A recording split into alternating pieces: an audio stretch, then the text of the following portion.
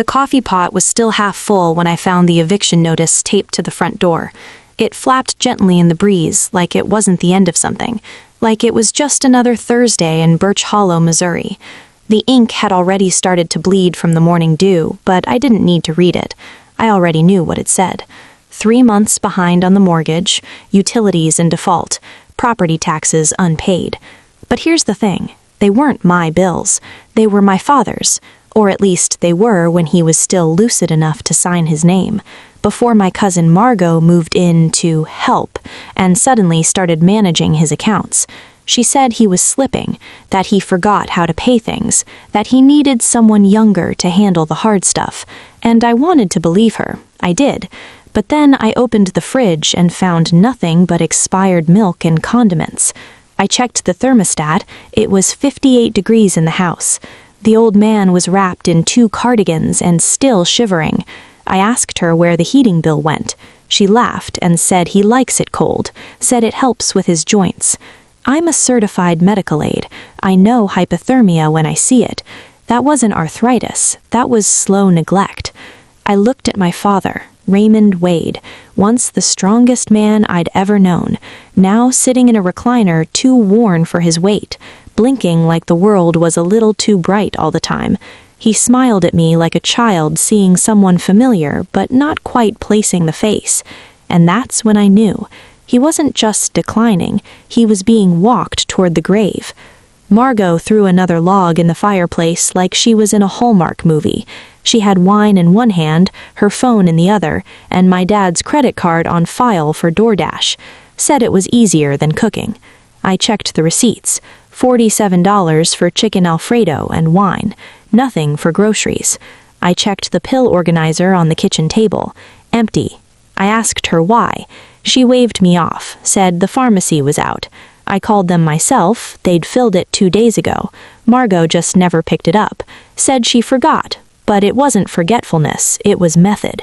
Keep him dazed, keep him quiet, say he's confused when he asks questions, tell the family he's not who he used to be. I'd seen it in nursing homes, I'd seen it in hospice wards. When someone wants a body gone but can't bring themselves to bury it, they just let time do the work. Starve the routine, starve the clarity, and tell everyone it's just the years. Margo wasn't alone. Her boyfriend Eli was always there too. Loud, entitled, always on speakerphone with someone trying to sell NFTs. He called me kiddo even though I was 7 years older. Said I was too sensitive, too cautious. Said I didn't understand how hard it was to manage an estate. Estate. That word made my skin crawl. My father wasn't dead, but they were already spending him like he was. Eli had his tools in the garage. Margo had her shoes in the closet, her name on the mail, her voice answering the phone when the bank called. I asked her one night why she was even here, why she came back after all those years. She said, "It's family, Lenora. Someone has to take care of the man." But she wasn't taking care of him. She was staging a scene for the will, and I was just the inconvenient relative who noticed too much. I stopped talking after that. That's when I learned if you want to trap a predator, you don't bark. You vanish into the noise. You become beige. You make them forget you're there. Because people like that don't look twice at what they already think they've destroyed. I started small. I checked the mail before she did. I rerouted the pharmacy updates to my phone. I downloaded his bank app and memorized the login. I watched every transfer. Every auto payment. I saw the gift card charges, the auto TM withdrawals from a gas station Eli always went to, hundreds of dollars a week. I printed every receipt, highlighted each transaction, and I didn't say a word. Then I found the paperwork on the dining table, a new power of attorney document, blank, waiting for my father's signature. Margo was standing at the sink, humming to herself like a butcher prepping lamb. I asked her why it was there. She said it was just in case. In case what? I said. He has a daughter. He already has someone to handle this. She smirked. You live in a rented duplex and make $16 an hour. That's not exactly executive material. I looked at her and saw it for the first time. She wasn't planning to care for him. She was planning to become him, legally, financially, erase the middleman and wear his identity like a skin suit. And Eli was right behind her, holding the mask. That night, I went online.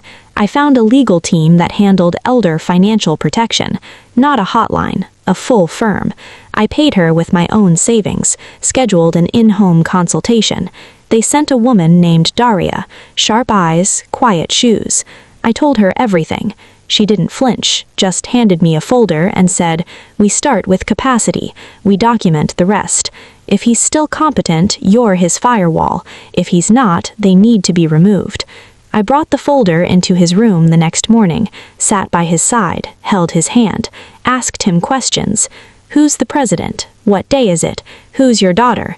He answered all of them, slowly but clearly. He was still in there.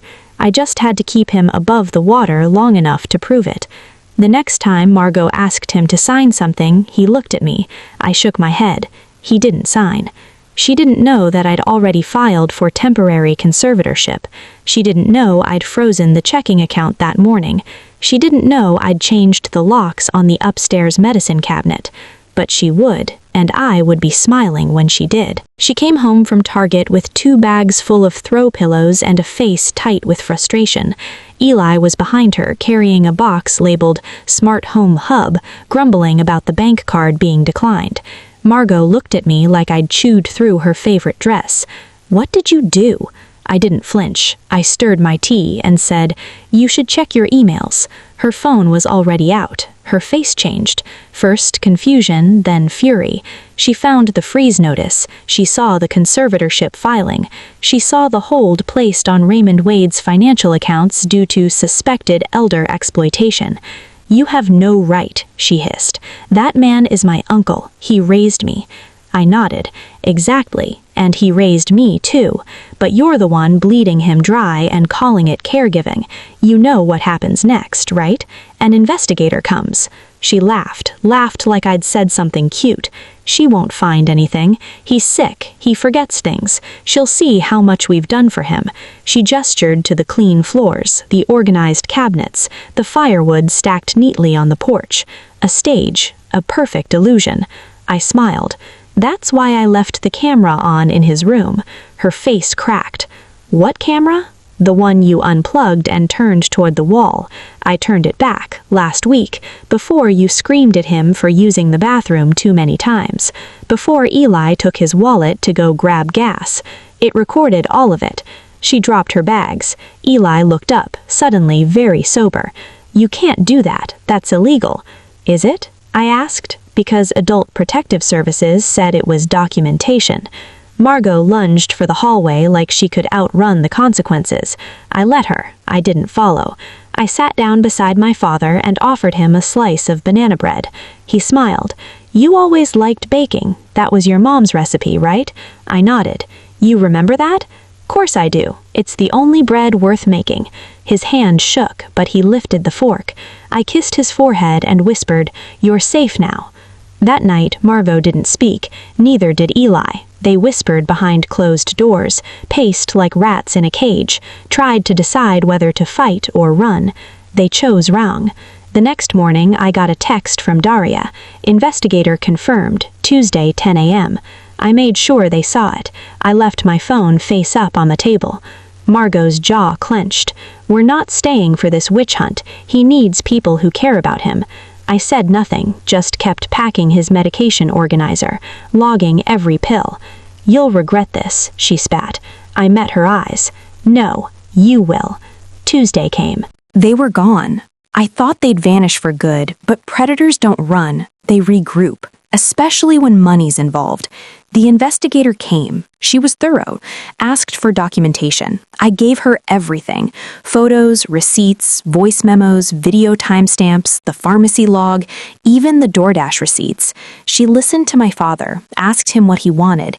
He said, "I want peace. I want my daughter. I want my own house back." And he got it. 2 weeks later, the court granted permanent conservatorship. The locks were changed, the credit cards canceled, the bank reissued statements, correct ones, with real oversight. I paid off the utility bill, set up automatic payments for the heating, bought groceries, real ones, carrots, chicken, milk with a future date. I cooked stew, I scrubbed the kitchen, I folded laundry without comment. I didn't need applause, I needed him warm and fed. The call came a month later from a local lawyer. Margo was trying to access the deed, said she had verbal permission to sell the house before Dad lost his mind. I emailed them a copy of the conservatorship and wished them a good day. A week later, a letter arrived, a demand for fair compensation for the time and effort she spent managing the household. I fed it to the shredder one line at a time. Eli left a voicemail, said I was a cold-hearted brat with a grudge, said I ruined a family, said I would die alone. I blocked his number and made hot chocolate. My father was doing better. His appetite returned, he read again, he smiled more. Sometimes he forgot what day it was, but he never forgot me, never forgot that I stayed. I brought him a new cardigan, one that actually fit. He touched the sleeve and said, "They never thought you had it in you." I smiled. That's what made it so easy. People like Margo and Eli look at someone like me and see a doormat, someone quiet, someone nice. But nice isn't soft. Nice is sharp. It's surgical. It knows where to cut. I didn't raise my voice. I didn't throw punches. I set traps and waited. Because when you live among predators long enough, you learn their habits. You learn what they steal, and you learn how to steal it back. No bruises, no screams, just silence, just absence.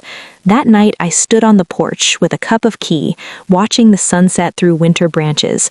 The house was still, no perfume clouds, no barking from Eli's Bluetooth speaker, just the sound of heat rushing through vents and my father's soft snores from the other room. Margo once told me I was boring, said I had no ambition, said caregiving was just another word for codependency. She called me invisible, forgettable. She was right. I let her forget me. That's what made the blade sharp. I smiled into the dark. Let them tell whatever story they want. Let them cast themselves as victims. It doesn't matter. They can scream fraud, conspiracy, betrayal, but none of it changes this. The house is warm, the fridge is full, the locks are changed, and my father's name is safe. I made sure of it.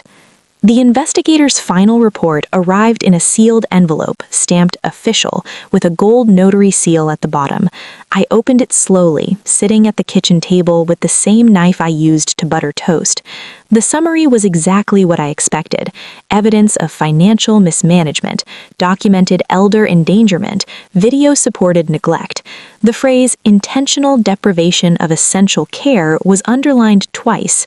I folded the paper neatly and placed it in the drawer beneath the silverware. I wouldn't need it again unless they came back, but I didn't think they would. Margo wasn't built for confrontation. Eli wasn't built for consequences. They were shadows, loud in the dark, gone by morning. I hadn't heard from them in weeks. No texts, no emails, just a whisper from an aunt that they'd moved south, somewhere cheaper, somewhere nobody asked too many questions. I didn't care. The threat was gone. The work remained. Because revenge, real revenge, isn't a moment, it's a restoration. It's every night that my father sleeps without shivering. It's every dinner eaten at a table that isn't littered with bills and broken promises. It's the first time he looked up from his crossword puzzle and said, "I feel like myself again." That's what I fought for. Not payback, not credit, just him, whole, undiminished. He asked about Margo, once. Just once. We were driving back from his eye appointment. The heater was humming. The sky was full of clouds like torn flannel. He said, "Do you think she meant it?" Quietly, like if he asked too loudly, it might become true. I knew what he meant. Did she care? Was it just desperation? Was it love twisted into something ugly? I kept my eyes on the road. "I think she wanted what you had," I said, "and when she couldn't earn it, she tried to take it." He nodded, said nothing more. That was all we needed. 3 months passed. I filled out the VA paperwork, got his benefits reinstated, bought him new shoes. He started gardening again. Nothing fancy, just pots, herbs, green things. Life returning to where rot used to be. I came home one afternoon to find him humming on the porch, basil in one hand, newspaper tucked under his arm. He looked younger, not in body, but in spirit, like something heavy had finally slipped off his back. He handed me a note. It was the old will, the one that left everything to Margo. He'd found it in the closet, shoved behind a box of winter scarves. He looked at me and said, "I want to fix this." I told him he didn't have to, that I didn't need anything. He smiled. "I know. That's why you deserve it." We sat down that evening with a lawyer, a new document, a new line of defense, not because I needed the house, because I needed him to know he still had the right to choose who protected it. He signed, hands steady this time. The following week, I got a call from a private number. I let it go to voicemail. I always do. Curiosity doesn't outweigh peace. But I listened. Margo's voice, croaky, slurred like she'd had too many. "You think you won, Lenora. You think you're better. But you just wait. You'll be alone in that house, surrounded by the ghosts you created." I deleted it. Then I swept the porch, washed the curtains, and made cornbread from scratch. People like Margo never change. They don't seek healing, they seek hosts. When you cut them off, they wander, hungry, telling anyone who'd listen how cruel you were for surviving. Let them. Let them write their stories in salt. I wrote mine in receipts and timestamps. 6 months later, my father turned 81. We had lemon cake. He cried when I brought out a framed photo of my mother, said it was years since he saw her smile like that. We ate in silence, not because there was nothing to say, but because peace doesn't need volume. He went to bed early. I stayed up late, sitting at the desk, filing documents, organizing prescriptions, scheduling follow-ups. The work never ends, but now it's mine, not stolen, not begged for. Earned, kept. I walked down the hall to check on him one more time. He was asleep, soft snores rising and falling. The monitor light blinked gently from the dresser. A new one, modern, clear audio, no dead sounds. I whispered goodnight and closed the door behind me. I stood in the hallway remembering how loud the house used to be, how angry, how false. Now it was just quiet, safe, steady. People think revenge is a knife or a scream or a courtroom. It's not. It's a locked cabinet. It's a full fridge. It's a man dying one day in his sleep, not from neglect, but from time, wrapped in warmth, surrounded by someone who stayed. That's the win. That's the vengeance. And if you've ever been the one everyone overlooked, if you've ever been told you're too small, too soft, too slow, remember this. You don't need to shout to be dangerous. You just need to know the difference between silence and surrender. Most people scroll past stories like this. The ones who subscribe are the ones trying to change something inside themselves. If this made you stop scrolling, subscribe to get more stories like this every day.